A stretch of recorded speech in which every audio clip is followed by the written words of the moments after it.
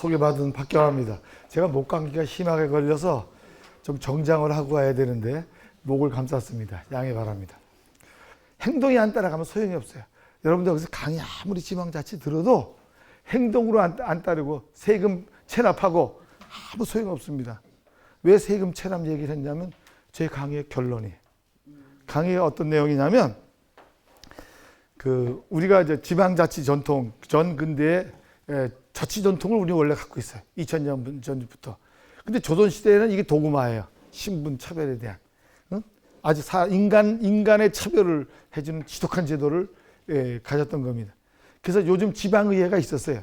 조선 후기 시대에도 향회라고 시골의 향자 모일회자 향회가 있어서 물론 간접선거예요. 양반들끼리 뽑아서 향원을 만들고 향원이 지방의원입니다.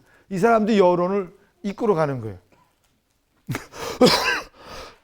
이게 16, 17, 18, 19세기까지. 근데 19세기 후반에 고종 때 민중들이 갑오농민 혁명이 막 일어났잖아요. 들고 일어나가지고 19세기 갑오농민혁명이라는 1895년부터는 그 향회원을 뽑는데 누가 출마할 수 있냐면 상민도 천민도 출마할 수 있는 거예요.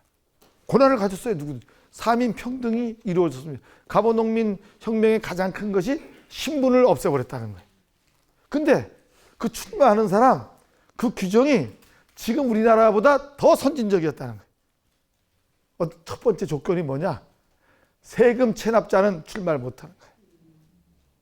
지금보다 낫잖아요. 지금 세금 안 낸 사람 뭐 청와대 수석하고 국회의원하고 온 지도자가 해야 되겠다가 다 뛰잖아요. 그 규정 만들면 간단해요. 규정으로.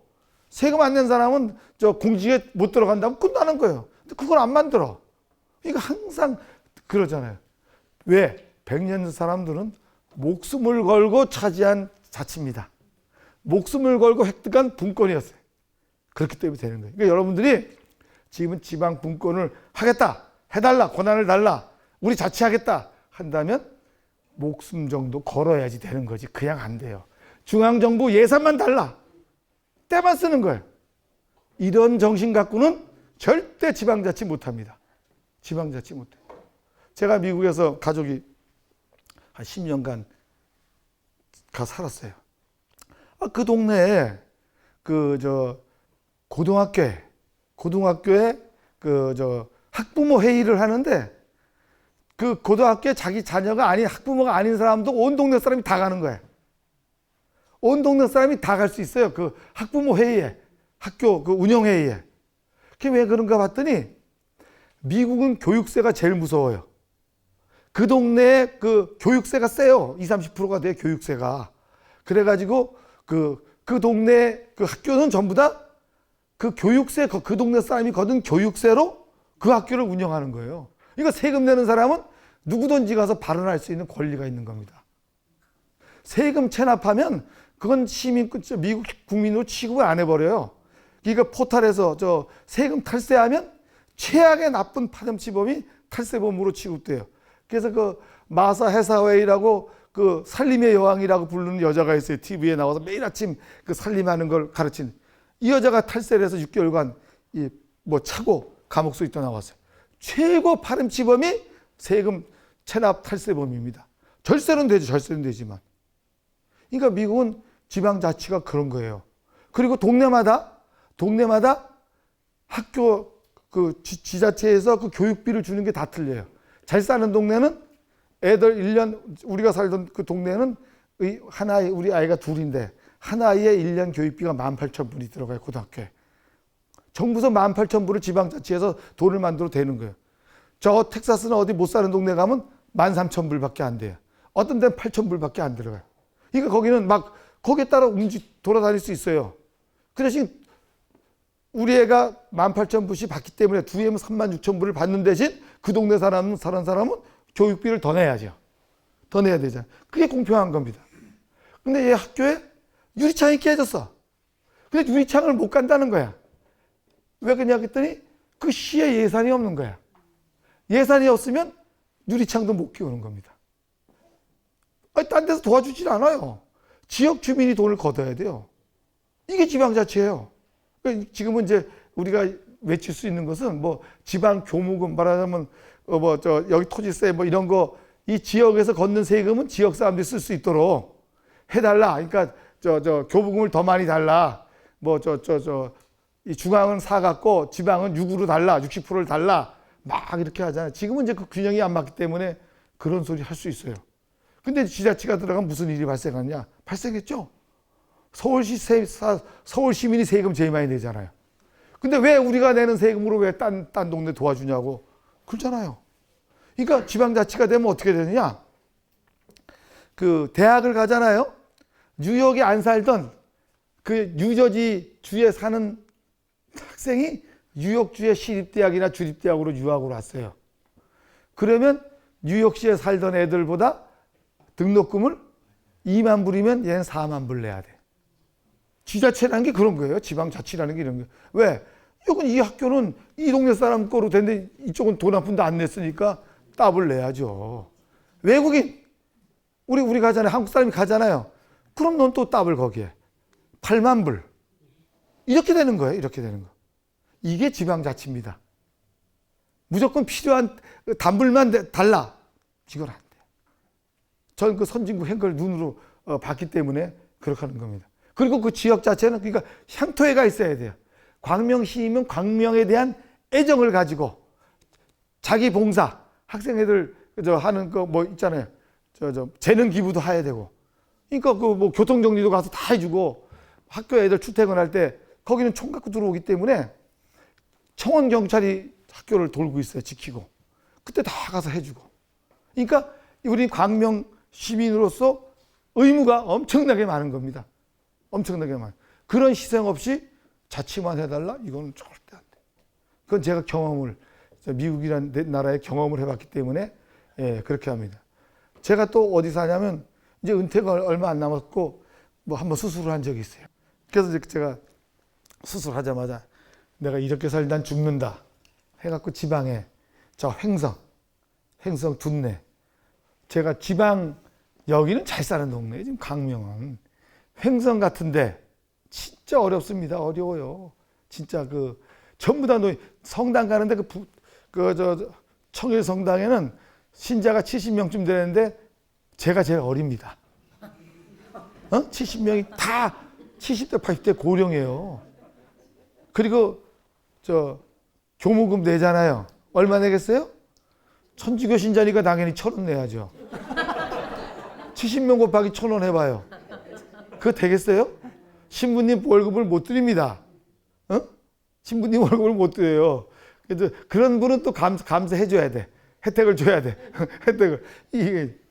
그래서 거기 살아보니까, 야, 원주가 어떻게 이렇게 큰 도시인지, 원주가 한 18만, 15만쯤 되나요? 모르겠는데. 거기가 큰 데 가는 거야. 그러니까 이마트 가려면 원주 이마트를 40분 차를 타고 가야 돼.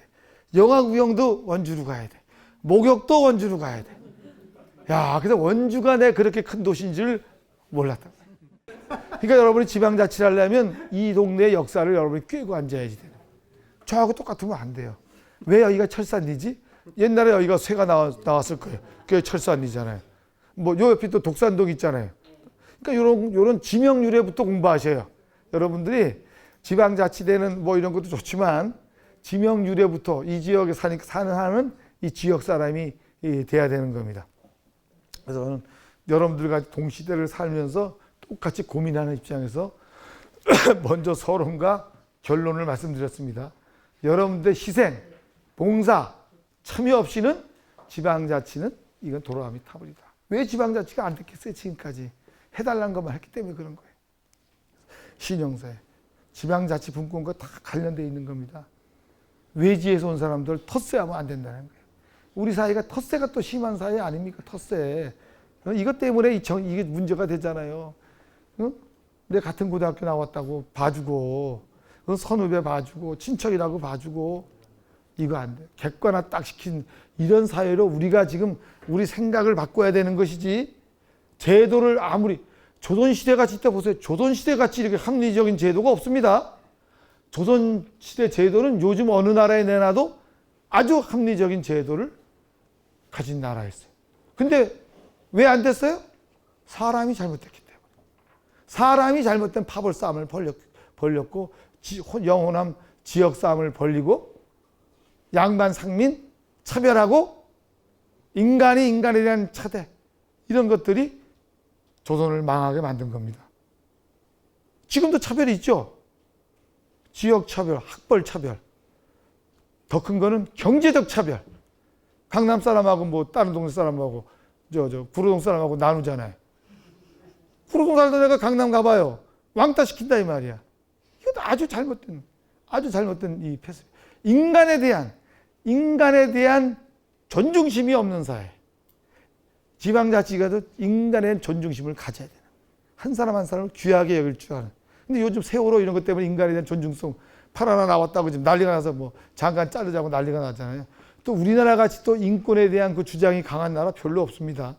요즘 급격하게 지금 우리가 이제 아주 인권은 세계에서 최고인 국가가 됐습니다.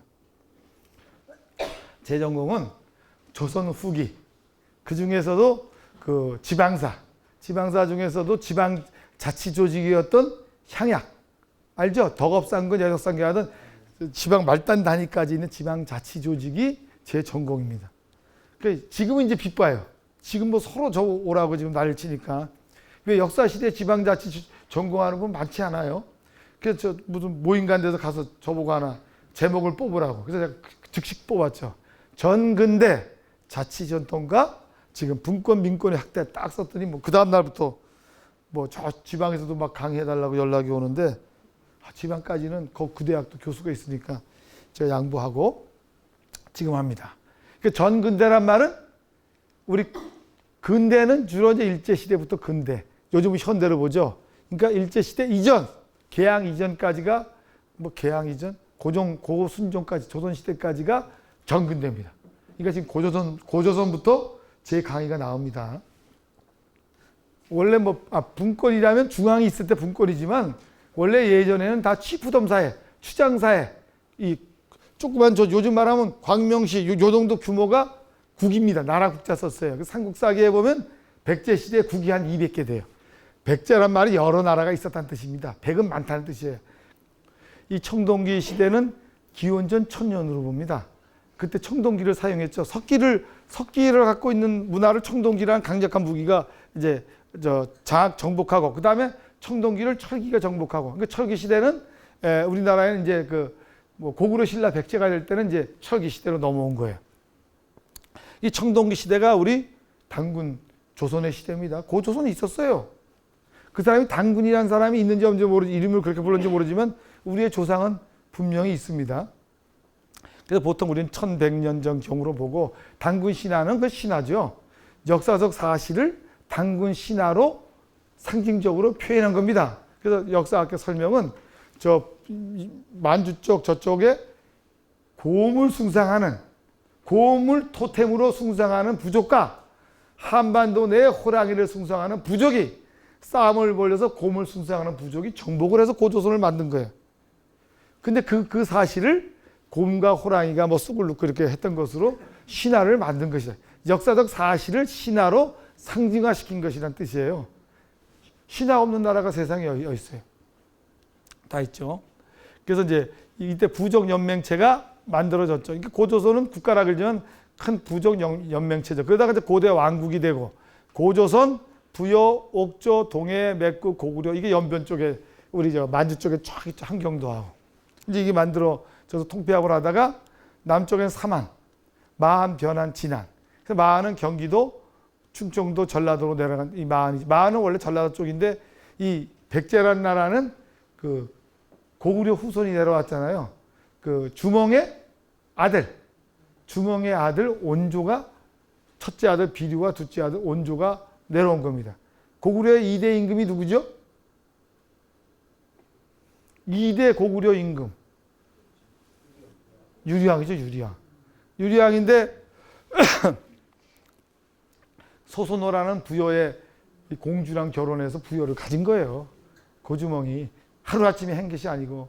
그래서 또 부인이 또 있죠.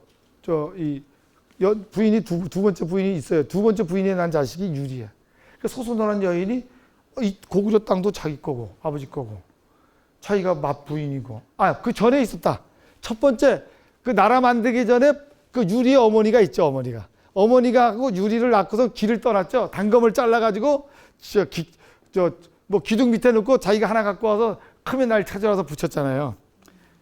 어쨌든 이렇게 됐는데 뒤바뀌었어요. 첫 번째, 두 번째가 소선호인데, 소선호 입장에선 이대 왕은 자기 아들 온조로 비류나 온조로 줄 줄 알았는데 유리를 줘버린 거예요. 그래서 그 싸움에서 지구선 평안도로에서 한강에 와서 백제를 만들다가 공주를 거쳐서 이 부여까지 내려갔잖아요. 그래서 이 백제는 고구려계입니다. 고구려계. 그다음에 변화는 가야, 육가야죠. 부족들 연맹체로 만들어졌죠. 가야의 마지막 왕자가 누구죠? 가야가 신라한테 복속이 됐잖아요. 가야의 마지막 왕자. 여러분들이 너무나 잘 아는 사람이. 어느 장군. 신라를 대표하는 장군. 김우신 장군이 가야 마지막 왕자예요. 왕족이에요, 왕족. 그 대접을 받았어요. 진짜 이 국사책 공부 좀 하셔야겠어요. 잊어버려서 자꾸 보면은 좋아집니다. 자식들한테 요즘 큰 소리 칠 일이 없어요. 옛날에는 왜 나이가 많은 게 벼슬이었냐면 전통시대에는 농업사회였기 때문에 농산일을 배우려면 한 가지 배우려면 1년 뒤에 배우는 거예요. 그 다음에 며느리가 시집왔는데 애가 딱국질하고 막 그러면 시어머니가 야, 걔 거꾸로 매달고 뭐 어떻게 빗자루 좀 해줘라. 뚝 그치는 거예요. 이게 도리어 부모의 지혜를 자식들이 탐험할 수가 없어요. 수십 년 갖고 있는 노하우가 들어가는 거예요. 그러니까 당연히 나이 든 사람은 존경을 받는 거예요. 근데 요즘은 어떻게 됐어요? 하루아침에 전락돼서 핸드폰, 저도 지난주에 샀는데 핸드폰 사면 이거 사용법을 모르는 거예요. 당장 아들 너 이거 좀 와서 해달라고 하면 바빠 죽겠는데 왜 이래요? 다음에 저희한테 들어와서 할게. 야, 내가 먹을 거 사줄게. 용돈 줄게. 도리어 애들한테 매달리잖아요, 지금. 전부 다 집안의 일이고 모든 게 다 애 보고 알아봐 달라고 그러잖아요. 이러니까 이게 뒤바뀐 거예요. 우리 길에서 만나서 옛날에 싸울 때는 그잖아요. 뭐부터 물어봐요? 길에서 싸울 때 너 나이 몇 살이야? 싸우는 내용하고 나이하고 뭔 상관 있어요? 이게 전통시대 풍습이에요. 근데 요즘 그랬다 큰일 나요. 나이가 뭔 상관이야? 당신이 잘못했는데 이렇게 들어간다고요. 그래서 여러분들 앞으로 존경받으려면 젊은 존경받으려면 진짜 노력하셔야 됩니다. 이때 역사 지식을 하나 딱 가지고 있으면 같이 사극을 보다가 야, 저거 이런 사건이야. 너 알아? 뿅 갑니다. 요즘 영화에 또 사극이 또 인기잖아요. 남한산성. 딱 그래도 남한산성의 병자호란 때 역사를 김상환이가 저거 엉터리다. 김상환은 실제는 자살하지 않았다. 자살하지 않았어요. 야, 저건 픽션이야. 역사책을 보고 진짜 너 알아야 돼. 꼼짝 못 한다고요. 우리 부모님이 이렇게 보니까 여러분 존경받으려면 애들이 모르는 걸 공부를 해야 됩니다. 아는 건 아무리 핸드폰 해봐야 소용이 없어요. 자, 그래서 이 육가야도 통합되고 결국은 이 신라한테 넘어갔고 진안은 이제 경상북도인데 여기가 제일 미개한 지역이었어요.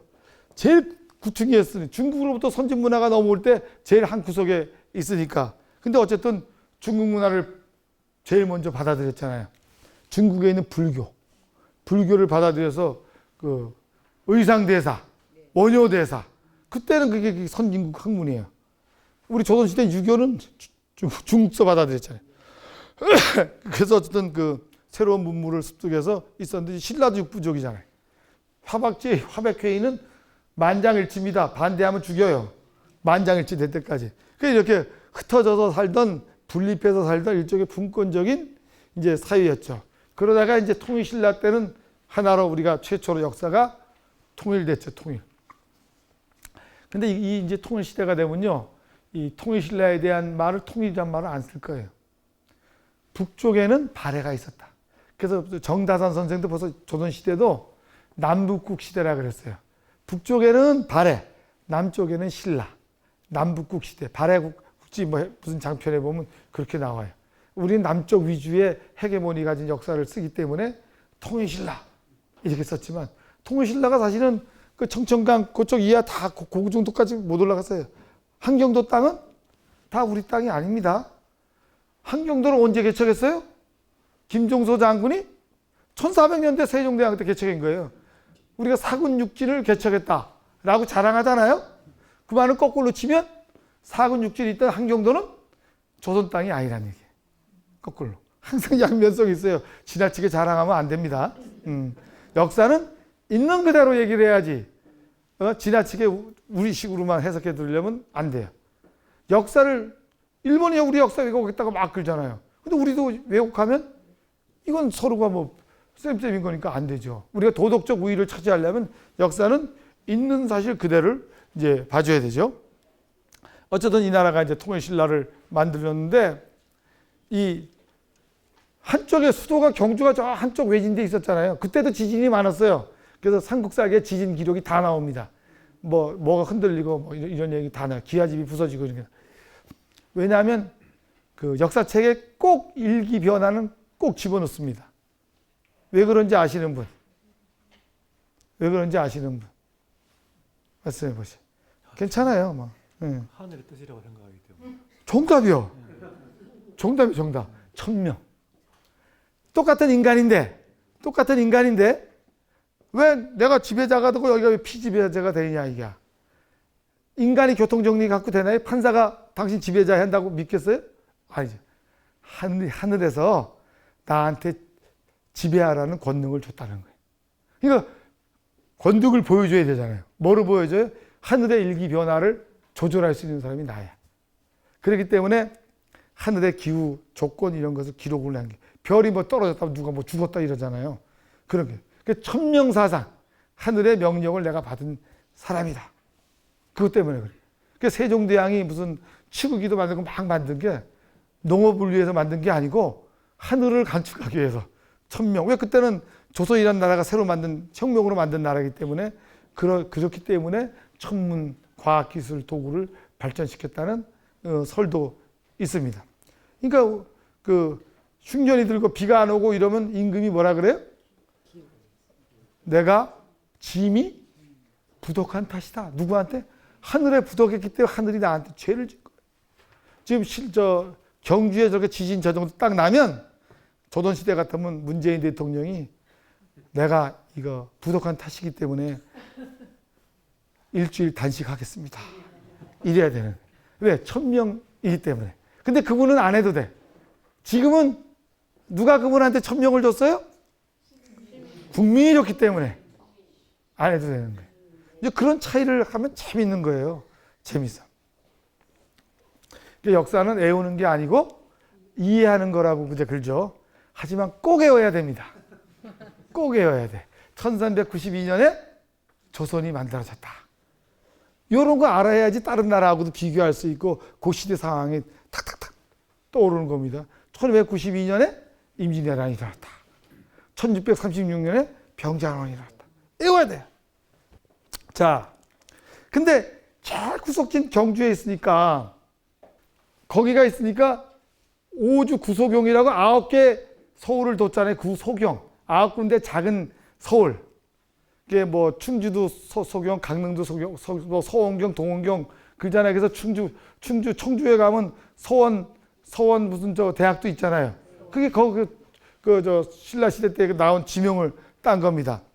그러니까 한 200년 지나니까 한 680년쯤 통일했나요? 그러다가 이제 918년에 고려한테 넘어가잖아요. 한 150년 지나니까 각 지역에 멀리 떨어져 있는 호족들이 분권을 서서히. 분권은 이건 본능이에요. 분권은 본능입니다. 분권이라는 것은 자식이 5명이 되면요. 서로 헤게모니 싸움 벌리는 건 재산을 많이 찾아 권력을 많이 갖고 하려는 건 이건 우리의 본능입니다. 그걸 뭐라고 어떻게 할 수가 없어요. 그리고 또 위에서 정치를 잘하느냐? 못하죠. 왜? 임금 앉을 사람은 한 사람인데 임금 되고 싶은 사람은 5명, 6명이니까 싸워야 되는 건 그건 본능이에요. 그건 자연의 이치입니다. 그러니까 당파 싸움은 당연해요. 벼슬자리는 한 500개 되는데 과거 국제에서 그 벼슬자리에 앉아야 될 사람은 5,000명, 5만 명 되는 거예요.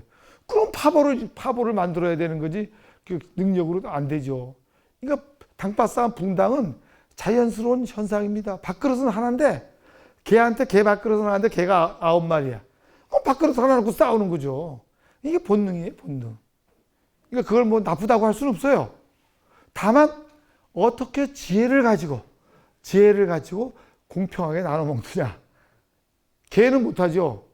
인간은 할 수 있다는 거죠. 개는 못해요. 그건 본능적이니까. 그게 문화가 있고 우리 정신이 있잖아요.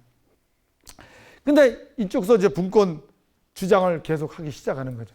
근데 이제 불교라는 거는 중국서 선진 문화를 갖고 와서 부처님이 임금은 부처야. 그 다음에 보살은 귀족이고.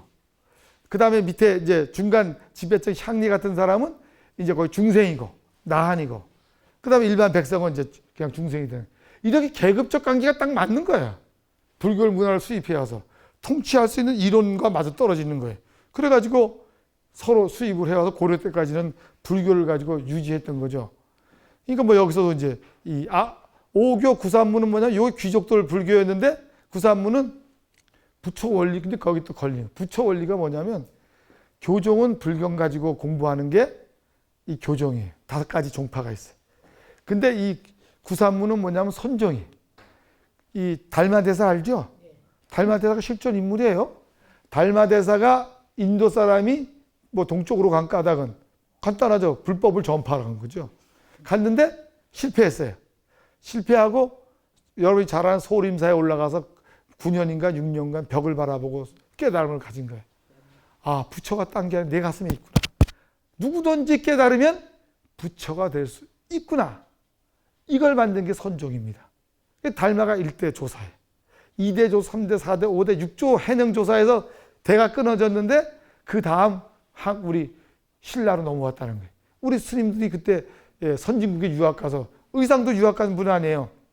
들어와 가지고 도의선사라는 분이 850년대에 이 선종을 갖고 왔는데 이걸 그 호족들이 바로하는 지역에다가 퍼뜨린 거예요. 그리고 이제 부처님보다도 내가 부처가 될 수 있는 존재예요. 그래서 부처님보다 고승을 스님을 더 모시는 거예요. 근데 대중불교. 근데 호족들은 누가 필요해요? 대중이 필요하잖아요.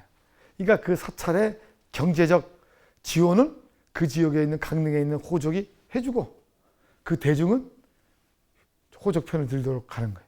이게 일치가 이제 이해관계가 맞아떨어지면서 9군데 이 불교 사찰, 유명한 불교 사찰이 있다는 말은 9군데 호족이 바로 했다는 뜻이.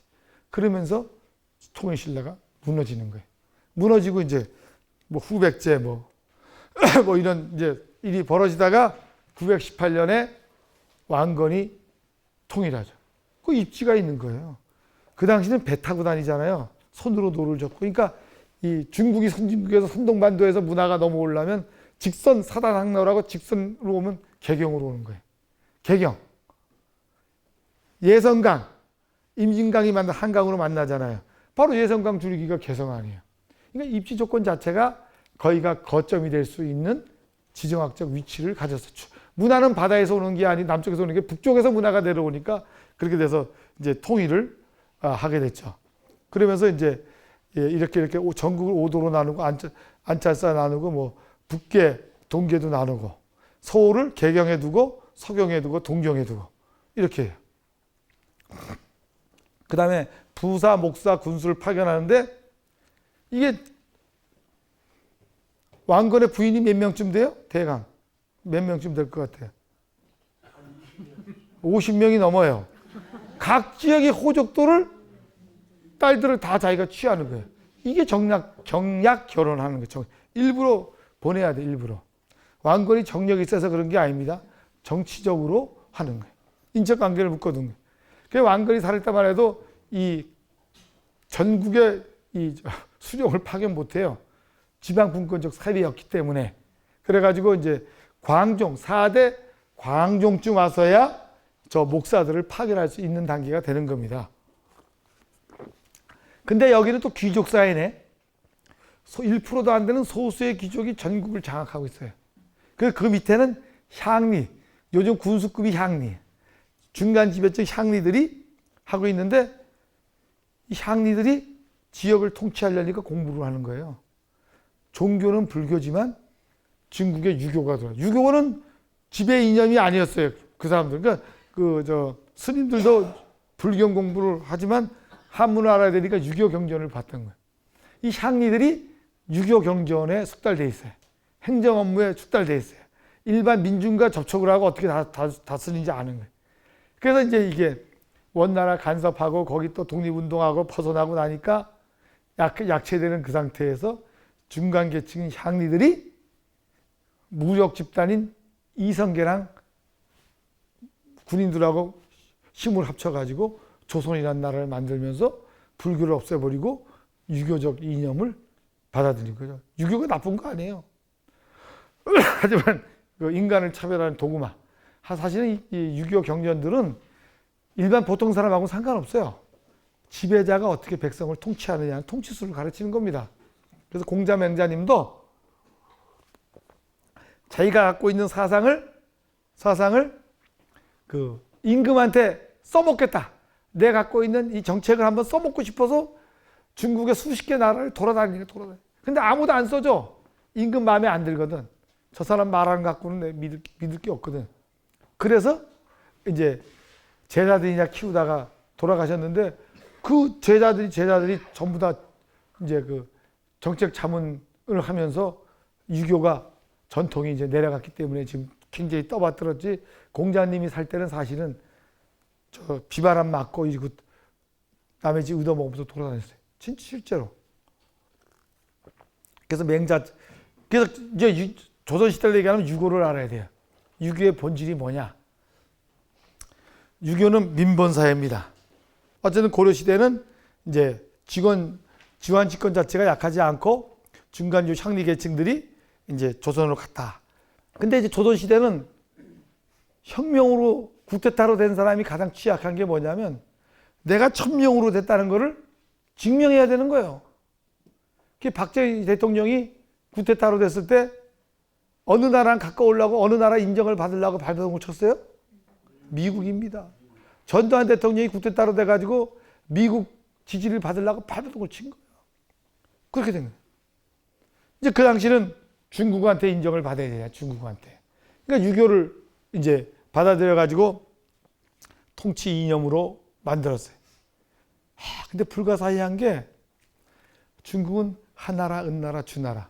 하나라, 은나라, 주나라인데 이게 주나라가 기원전 1000년입니다. 지금부터 3000년 전 역사인데 그때 벌써 역사를 다 만들었어.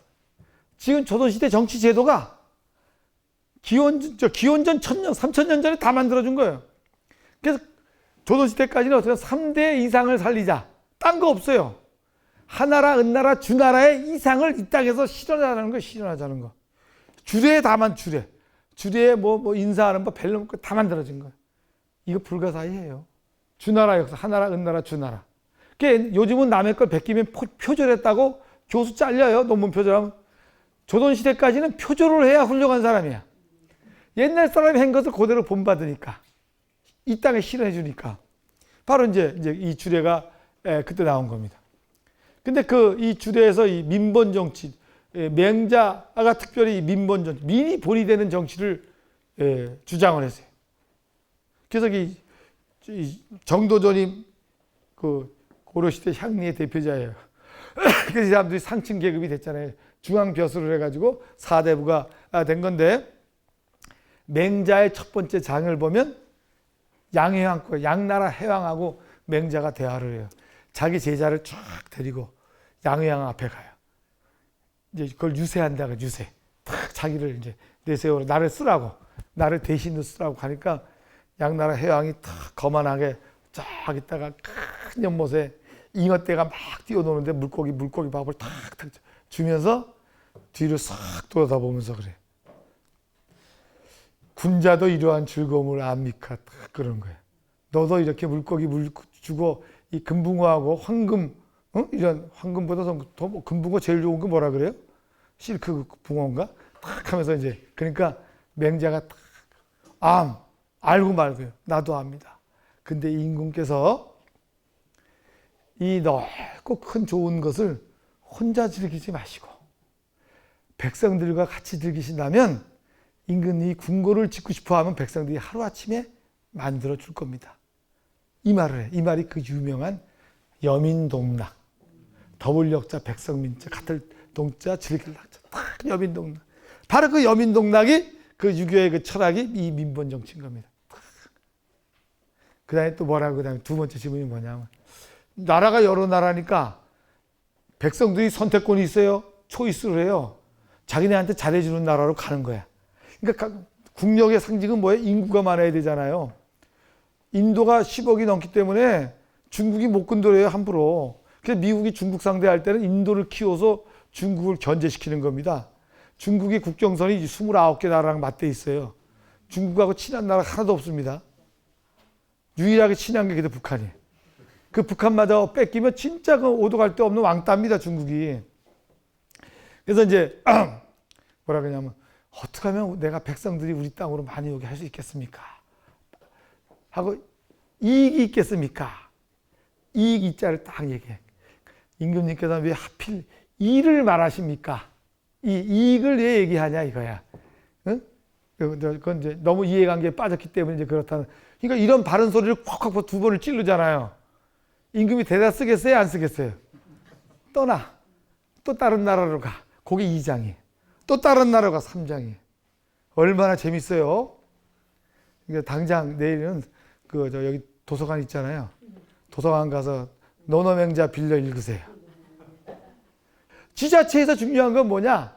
중앙인물도 중요하지만 오리 이원익 선생 동상 탁 세워놓고 그거를 서울에다만 세워주지 말라는 거예요. 그 청백리라면 공무원들 썩지 말라고 광명시청 앞에다가 오리 동상을 딱 세워야 되는 거예요. 그분 때문에 광명이 뭐 청년과 무슨 인문의 도시 붙였잖아요. 제대로 사는 한 인물 때문에 광주의 광명의 이 타이틀이 정체성이 청년과 인문이라고 썼더라고요. 1시간 동안 거기 앉아 있으면서 그것만 봤네.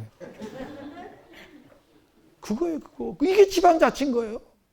여러분이 이 지역의 유명한 인물을 내세워야 돼. 조선시대에 있었어요. 향현사. 시골 향자, 현명한 현명자, 제사 지냈어요.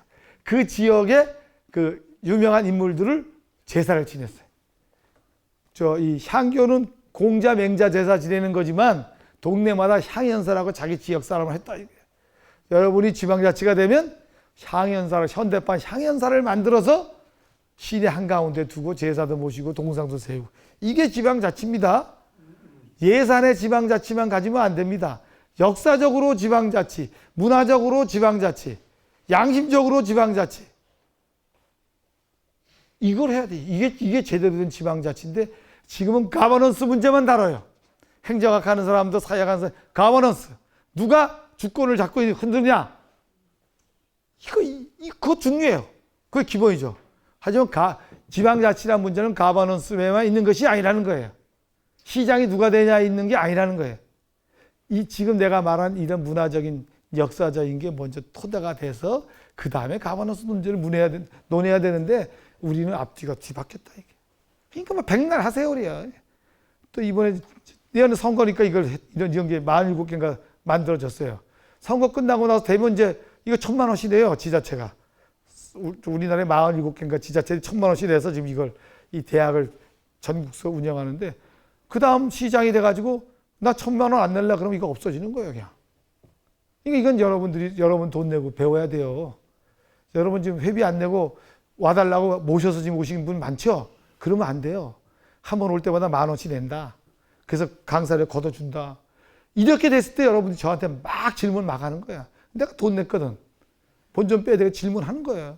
근데 국가에서 돈 다 나눠주고 뭐 떡 주고 물 주고 다 주고 하니까 가만히 앉아있다가 그냥 듣다 가면 돼. 내 손에 볼 게 아무것도 없어. 자기 것을 내어줄 때 지방자치가 된다는 겁니다. 분명히 이걸 아셔야 돼요. 중앙집권체제는 조선시대부터 만들어졌다는 거예요. 중앙집권체제는. 그 다음에 이제 이것도 이제 제도인데, 유양서, 경제서, 향회 여기 있죠. 지금 요게 향회. 이 향회는 뭐냐면 향원 중에서 향원들이 향장, 향선생, 요즘 말로 하면 지방 의회 의장, 이 향장, 향선생, 동네마다 틀려요. 조선시대는요, 동네마다 관직명이 틀려요. 자치적으로 만든 것은 어떤 데는 향장이고, 어떤 데는 향선생이고, 어떤 데는 헌법원자 향헌이고, 헌법이라고 썼어요. 그 대표를. 그게 재밌습니다. 선출하는데 일종의 지방의회 기능을 했다 이게. 그다음에 향원들은 어떡하냐? 향원들끼리 양반 중에 양반끼리 지네끼리 추천해가지고 만들어요. 이거 현적 뛰어난 족이야. 그러니까 양반이라고 양반이 아니고 그 집안에 어른이 향안에 입록된 향원이었냐가 진짜 양반이 아니야. 그리고 이 사람들의 명단을 향안이라 그래요. 이 향안에 자기 이름을 올리려고 조선 후기에 당파 싸움이 나고 난장판이 벌어지는 거예요. 1645년엔 남원에서 저 향원이 되려고 난장판이 벌어져요. 근데 그때는 내가 아무리 똑똑해도 소용이 없고 자기 집안이 잘나야 돼. 그러니까 자기 아버지가 향원이 됐어야 돼. 자기 외할아버지가 향원이어야 돼. 그 다음에 자기 장인이 향원이에요. 그래서 여기 1향, 2향, 3향. 3향이 돼야지 자동으로 이 사람은 향원이. 귀족제 사회나 마찬가지죠. 그 다음에 이제 2향, 1향. 셋 중에 둘이면 2향, 하나면 또 무향. 무향은 투표를 뽑는 거예요. 자기네끼리 파벌 싸움이 벌어지는 거예요. 좁으니까. 근데 바로 이 결론은 이 향회의 향원은 이렇게 양반 중에 양반들만 투표해서 뽑는데 1894년 갑오농민혁명 이후에는 일반 상민도 천민도 출마할 수 있다. 스스로 뽑는다. 물론 간접선거예요. 직접선거는 아니고 이렇게 바뀌었다는 거예요. 근데 그것이 그냥 바뀌어진 게 아니고 밀란, 혁명, 운동, 수많은 사람의 피를 흘린 혁명을 통해서 이룩한 거다. 그걸 여러분들이 명심해야 된다. 그러면 우리는 지금에 사는 우리는 어떻게 이 자치를 분권을 이룩할 것인가? 뭐 그 목숨까지는 안 바치지만 좀 몸으로는 좀 떼셔야 된다. 이게. 응? 봉사하고. 돈이 없으면 봉사하면 되죠. 뭐. 그래서 향약을 4가지로 나눈 거예요. 4가지로. 그래서 이제 이 향규는 주로 이제 16, 17세기에 양반들이 자기들끼리 이제 양반을 대상으로 한 거예요. 향규는 원래는 퇴계향약이라고 퇴계향립 약속은 과실상규만 해서 과실상규만. 퇴계 선생이 만든 향약은 중국의 여시향약 주자향약이 아니고 우리나라 거예요. 그때 이 퇴계 선생이 왜 훌륭한 사람이냐면 우리가 이 향촌을 다스리는 양반으로서 향촌미를 토색질하면 안 된다는 거예요. 토색질하면 안 된다는 거예요. 그러니까 양반들 간에 자기 규제예요. 그러니까 덕업상권, 예속상규, 과실상규, 환난상일 중에 이분은 과실상규만 딱 적은 거예요. 이렇게 하면 양반들한테 이렇게 하면 안 된다 그랬어요. 자, 그랬으니 퇴계선생 유명한 분이 만들었으니까 이게 시행이 됐겠어요? 안 됐겠어요? 안 됐어요. 그때 퇴계하고 어릴 때 같이 오줌 넣고 놀던 친구들인데 그게 통하겠어요? 퇴계 선생이 돌아가신 다음에 그 제자들에 의해서 시행이 퇴계 선생 때는 안 됐어요. 왜? 자기 스스로를 규제하는 법이니까. 그러니까 이건 다시 말하자면 서양에 말하면 노블레스 오벨레주입니다. 서양은 뭐예요? 기사, 귀족으로서의 존중을 받는 대신 자기 그 동네 사람, 지역 주민을 위해서 자기가 봉사해야 되잖아요. 그러니까 전쟁이 터지면 십자군 전쟁이 터지면 가장 앞장서서 군대를 만들어 자기가 나가는 거예요. 목숨을 바치는 거예요. 그 대신 지역 주민한테 존경을 받잖아요. 이 노블레스 오블레주 정신을 퇴계 향림약조가 만든 겁니다. 근데 우리 뭐 그런 얘기 안 하죠. 뭐 서양에 뭐 노블레스 오블레주만 얘기하죠. 근데 이게 지금 아까 말했듯이 향전이 벌어져서 자기네끼리 향원이 누가 되냐 갖고 17세기부터 깨져버린다 이거. 그러니까 이제는 이 싸움이 난장판이 벌리면 누구한테 가요? 수령한테 가죠. 수령 보고 해결해달라 그러잖아요. 수령을 견제하는 유양소란 조직인데 유양소가 이 향규는 유양소란 데서 운영을 해요. 유양소에서. 조선 전기에 수령을 견제하는 양반들의 자치 조직인 의회였는데 후기에는 자기네끼리 싸우니까 수령 보고 조정을 해달라 그러니까 수령권이 강화되고 양반이 떨어지는 거예요. 그러니까 향촌사위 여기 시 단위에서 권한을 갖던 향원들이 자기 힘이 약해지고 이젠 자기가 사는 동네에서 하층민들 통제하는 이런 것을 가졌어요. 이건 17, 18세기. 양반들이 이제 자기 하층민들을 대상으로 삼은 거예요. 17, 18세기에는. 왜 18세기에서 더 이상 얘기 안 하냐? 18세기쯤 되니까 서울들. 양반은 농사 지으면 안 돼요. 양반은 놀고 먹고 투자이나 하고 살아야 됩니다. 그러니까 노비가 자기 땅이 있겠어요? 없겠어요? 개의 땅을 소유할 수 있겠어요? 없겠어요? 있어요. 조선시대 같이 철저하게 개인 재산을 보호해 준 나라가 없습니다. 권리금까지 보호해 줬어요. 왕실에서 주로 소금을 갖고 있어요. 어장 소금이 왕실 거예요. 이 서해안 쪽에. 근데 왕실에서 그 농사 못 짓잖아요. 그러니까 한 사람한테 불화를 주는 거예요, 특권을. 그리고 거기 소출해서 돈으로 왕실에 바치는 거죠. 그럼 이 사람이 샀어, A라는 사람이 그 권리를. 도장권을 샀다 이 말이에요. 그럼 이 사람이 또 팔아야 딴 사람한테 그 권한을 왕실에서 보호해 주는 거예요. 문서로 딱 써가지고. 조선시대가 대단한 시대입니다. 철저하게 개인 재산을 보호해 줬던 거예요. 그러니까 나라가 유지가 되죠. 그래서 하층민들이 농사를 져서 부자가 돼 있는데, 부자인데 신분은 낮아서 양반 꼬마보고도 오셨습니까? 하고 이렇게 제가 격려하듯이 이렇게 숙여야 되는 거예요. 그냥 10살 먹은 애한테 60 먹은 천민이 돈은 많은데 실크 옷은 못 입고 초라한 옷을 입고 이렇게 숙여야 되는 거예요. 그래서 재산과 신분이 불균형하던 사회가 18세기 후반. 서울이 또 돈 벌어서 본집 형제보다 더 벌어서 분동해버려. 다른 동네로 가버려. 그러니까 이제 동계 조직도 깨져나가나 분동 사태가 일어나게 되고, 양반전 들어보셨죠? 연안박조 양반전.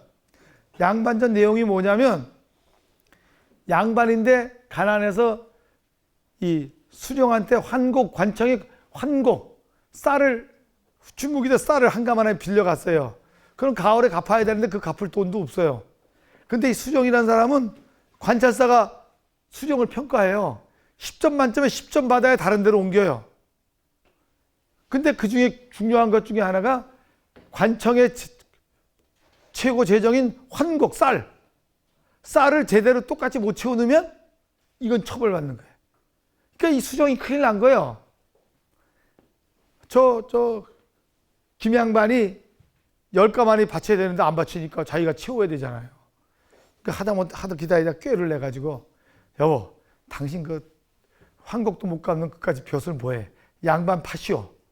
그랬더니 돈 많이 버는 이제 상천민이 부자가 있어요. 그 부자가 한테 가서 너 양반 신분 살래? 이 사람이 얼마나 과시를 받았어요. 그걸 돈 주고 산 거 아니에요. 그때 수정이 그러잖아요. 너 양반 하면은 헛기침해도 안 되고 욕해도 안 되고 침뱉어도 안 되고 큰소리 쳐도 안 된다 하니까 이 사람이 며칠 양반 노릇 하다가 이거 도저히 못 해먹겠다고 던지는 거예요. 그게 소설이지만 그 소설이 바로 18세기에 이런 신분과 재산 간의 반비례되던 비대칭인 사회를 꼬잡은 겁니다. 그게. 그러니까 여러분 옛날 소설도 읽을 만한 거예요. 재밌습니다. 너무 요즘 드라마에 빠지지 마세요. 옛날 소설 참 읽어볼 만합니다, 진짜. 그래서 이제 이 양반들 이제 능력이 향 9년에서 이젠 동으로 떨어져요. 그냥 가만히 보니까 수령이 이거 양반들한테 하층민들 간접 통치를 맡겼단 말이에요. 이 풍속을 교화시키고 이 사람들 갖고는 안 되겠는 거야. 그래서 18세기쯤 오면 주연향이 아니라 수령이 직접 이제 향약을 시행해요. 주연 향약. 18, 19세기.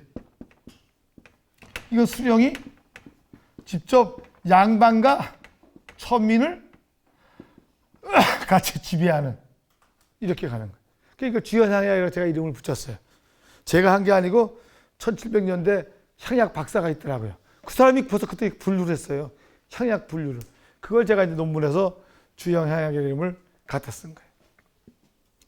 근데 이거 보면 아니 향약이 나는 지방자치에서 서로 동네에서 상호부조 서로 도와주고 사는 환난상유라 이런 조직인 줄 알았더니 이거 뭐의 목적이?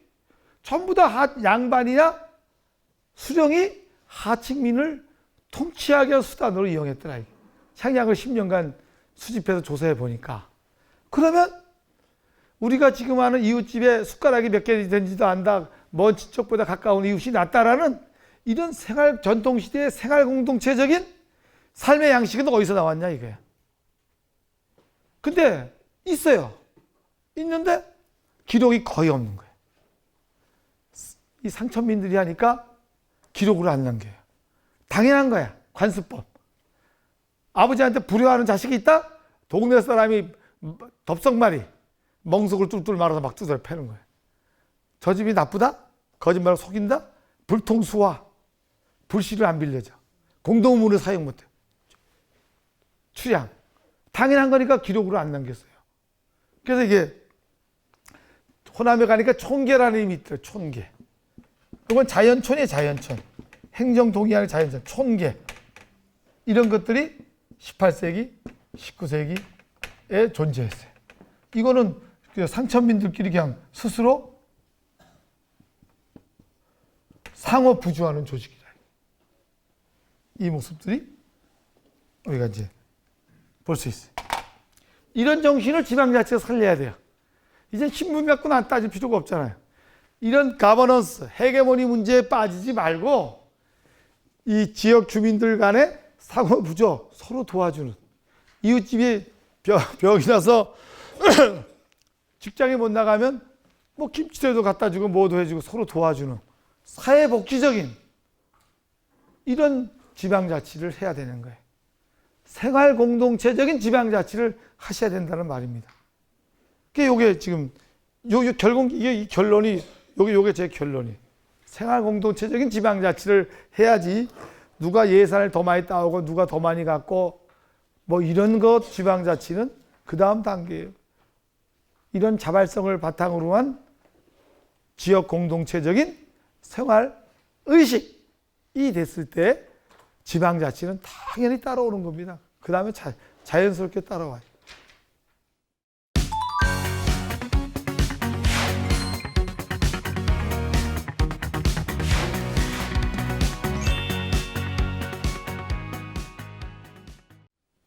이제 미래 주민자치로서의 촌계.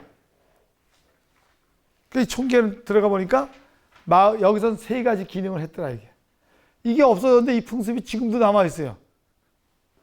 지금도 1년에 한 200군데 정월 내버리는 날 마을 수호신한테 마을 굿하죠. 그래서 제가 30년을 다니면서 사진을 찍었어요. 1년에 한 군데밖에 못 찍잖아요. 그래서 저는 사실 이거 갖고 특강 안 다니고 한국의 마을 공동체 문화라는 거 가지고 30년 동안 그것만 가지고 나가요. 한국의 마을 공동체 문화라는 거 가지고. 첫 번째 기능이 마을의 안녕과 풍년을 기원한 정월대보름 마을구수 수행하는 사신공동체 마을 수호신에 대한. 두 번째가 노동공동체 두레 황두. 이 북쪽에는 반농사에는 황두라 그래요. 논농사 남쪽엔 두레지만. 그 다음에 일상생활 속에 서로 돕고 의지하며 사는 생활공동체, 노동공동체, 사신공동체가 이 성격이다. 우리 이웃집에 숟가락이 몇 개인지 안다가 바로 이런 생활 속에서 나온 것이고, 어쩌다 1년에 부모님 제사 때 만나는 친척보다, 형제보다 매일 만나는 이웃이 더 중요하다는 것이 바로 여기서 나온 겁니다. 우리의 오늘날의 생활공동체 삶은 바로 향약이 아니라 촌계, 조선 후기의 촌계적 생활에서 나왔는데, 이게 기록에 남아있지도 않고 왕조실록은 전부 다 지배층에 대한 기록이 95%예요. 그리고 하층민들의 삶의 모습은 실려있는 것은 전부 다 뭐 반란을 일으켰다, 나쁜 풍습을 가졌다, 이런 것만 들어가 있는 거예요. 왕조실록이 세계 기록문화유산이지만 실제 우리의 오늘날의 보통 사람들의 삶은 다 빠져 있는 거예요.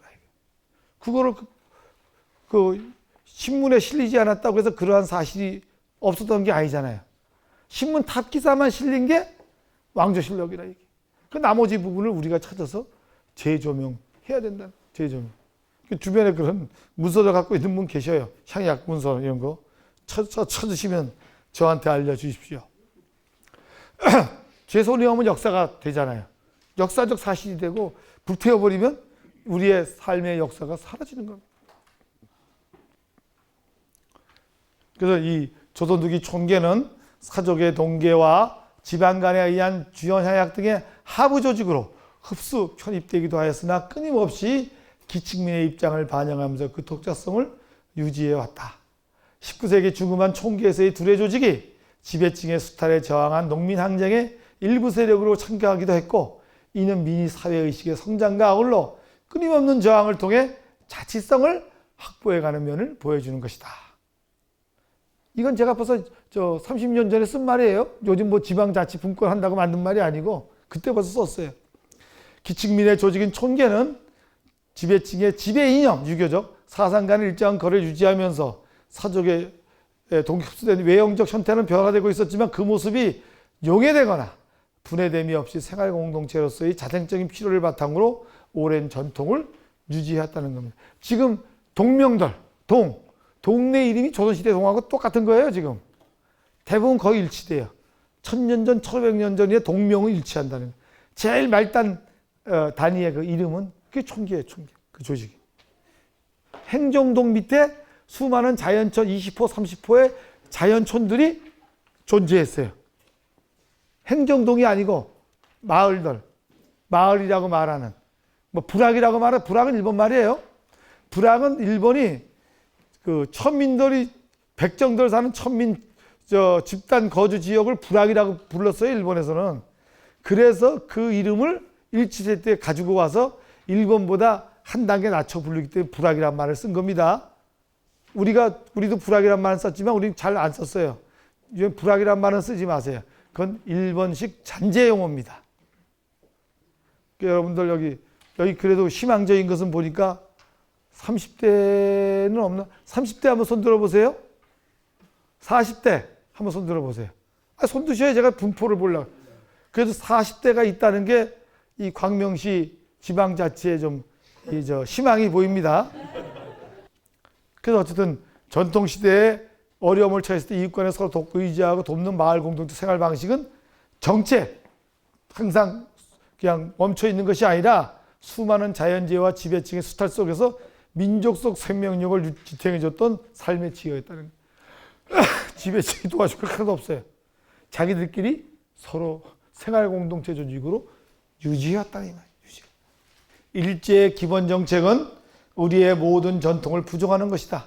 마을의 정신적 유대요 기반이었던 마을 곳을 낭비며 미신이라 하여 금합하는 등 마을의 단합을 온갖 명목으로 탄압했다. 왕년에 우리 농촌이 수전 농업사회에서 일반적 속성에서 연유하는 상대적인 정체성과 폐쇄성을 지녔던 것은 사실이다. 하지만 마을 공동체의 인정과 의리, 협동과 상호부조는 우리가 새롭게 재조명, 발전시켜 나가야 할 귀중한 전통문화라는 겁니다. 여러분이 지금 오늘날의 지방자치 이 운동을 하지만 또 이 지역에 살았던 우리 역사 속에 있었던 이런 전통적인 것을, 긍정적인 것을 어떻게 긍정적으로 개성하느냐 하는 이 노력도 대단히 중요한 지혜예요. 지혜, 삶의 지혜. 마지막 결론이 이거죠. 민권의 학대, 갑오개혁과 을미개혁과 향해 설치. 94년에 갑오농민혁명이 일어나니까 향해 설치를 고종이 지시했어요.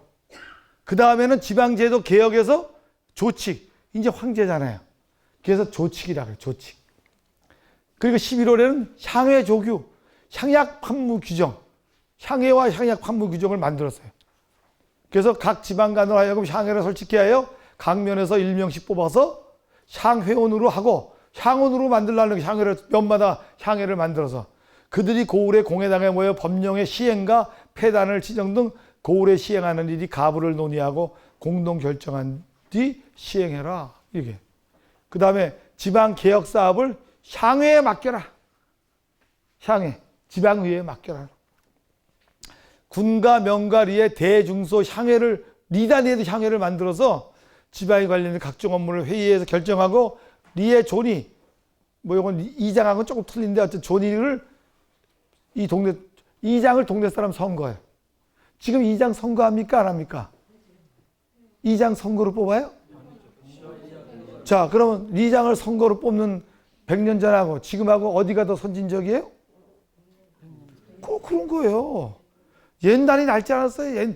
물질은 우리보다 떨어졌지만 그 시대 사람들의 정신적인 생각은 우리보다 떨어지지 않았다 이거예요. 그렇게 계급사회에 눌려지는 사람도 선거를 뽑았다는 거예요. 리민이 직접 뽑아라 이거야.